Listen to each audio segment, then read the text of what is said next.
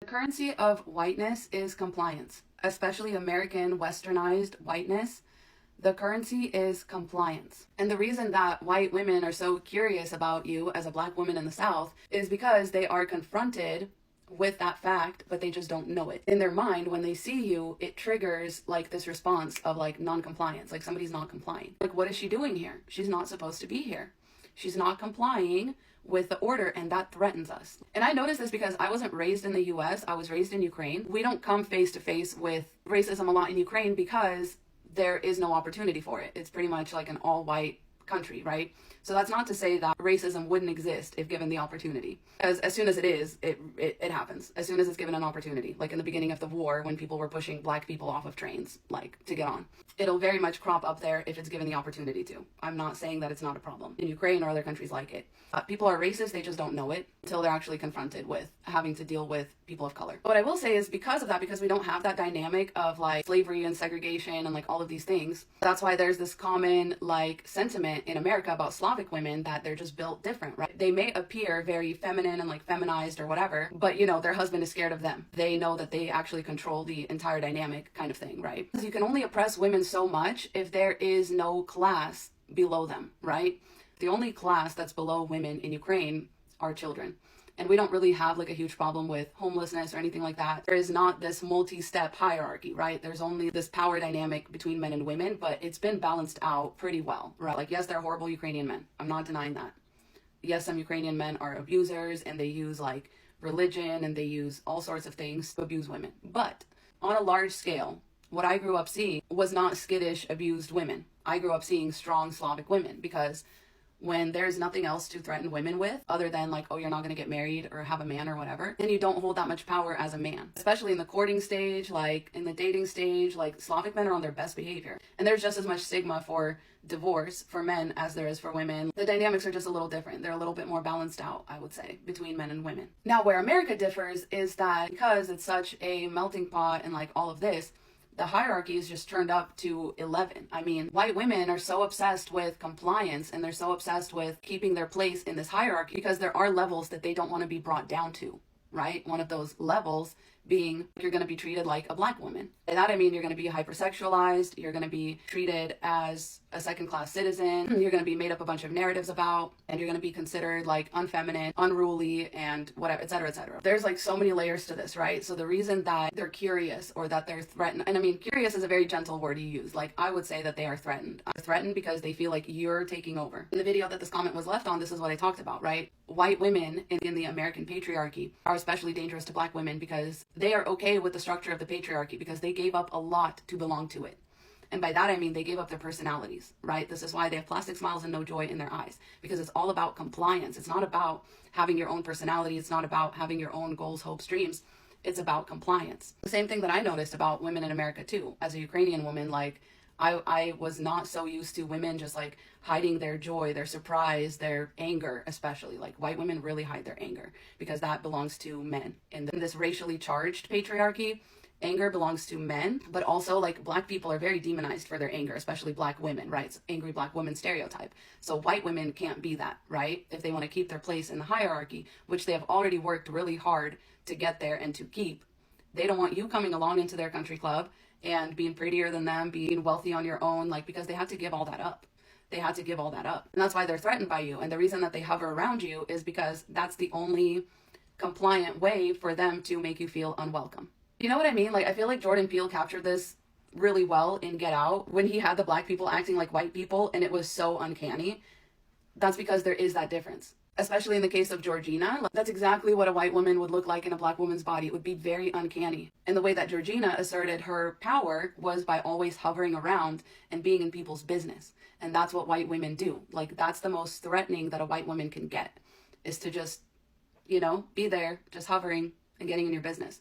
That's why there's the same like stereotype about, you know, youth pastors' wives and like pastors' wives in general, is that they just have this very disconcerting presence where with a smile on their face, they will look you dead in the eyes and say the most fucked up misogynistic shit so that they can continue propping up the patriarchy. Right? And it's just creepy. It's creepy how they act because it's like, why are you saying all this with a smile on your face? Because of compliance. Because the compliance part of the white woman handbook says that you have to be pretty, smiling, quiet, not cause trouble, never get in the way of the men. And the most important thing you can do is to support the patriarchy and to make sure that the men have a clear path forward, because you're next in line. You're next in line. But it's like the men are never going to move out of your way, babe. They're never going to move out of your way. But white women still, like, they have this very particular relationship, especially white women in America. They have this very particular relationship to white men, to men in general, right? Which is why White Woman Whisperer got all this hate for pointing stuff out, and she got like demonetized, like her videos were getting reported. The white women were very vicious, but very quietly, you know, very quietly, in that very compliant way. And yet when a black man went on his platform and used his platform to speak up for White Woman Whisperer and to call white women out, the white women in his comments were very nice. They were very like, yes, like, well said, you know, they were feeling very called out. They were not reporting his videos. It's this very interesting relationship that white women have with the patriarchy, because they feel like they're so close to the top that it makes sense for them to keep maintaining these kinds of statuses and behaviors. And I noticed this like right away about, you know, Western white women, is that they stifle themselves a lot. They control themselves a lot. Again, this was very well exemplified in Get Out, when the main white woman character, like, everything about her is just putting on an act so that what she can actually be is this very controlled, very meticulous, very collected psychopath. You know, like when she's just eating like a single Fruit Loop and drinking one single sip from the straw, like, that's all intentional. Like the fact that she has all of these like keepsakes of the previous boyfriends that she's lured over into this whole scheme, because she is not actually what she pretends to be. She pretends to be a real person with real feelings and pretends to like fit into the male gaze, and she fakes sympathy and she fakes empathy, and she even can fake anger and all this stuff. But in reality, she's very self-controlled. She's very meticulous. She's very like determined. Like, she has a goal. She has an end goal in mind, and she's already planning out her next venture. And I noticed this a lot. Like, this was actually really shocking to me, because like in Ukraine, like, if a bitch doesn't like you, she doesn't like you. You know what I mean? There's not a whole lot of pretending. Like, everything is kind of out in the open. Like, in America, it's like these white women will be so nice to your face. They will pretend like they want the best for you. They will pretend like they have empathy and sympathy and that they totally understand what you're going through, to turn around and literally stab you in the back and exercise their power over you. When my parents came here to America, they very specifically wanted to attend like an English speaking church so they could learn English faster.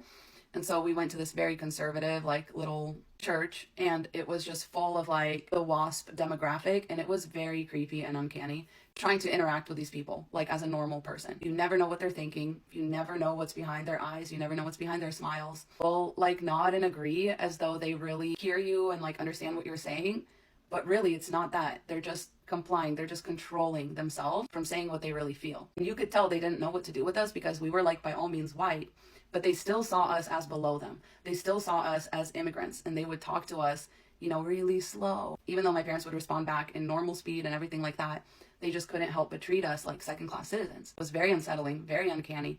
No matter what, in America, you are going to take your spot, you take your place in the hierarchy. Even if you refuse, other people will do it for you. They will place you where you belong. And in my opinion, at the end of the day, this all stems from the fact that whiteness is actually like a lack of things.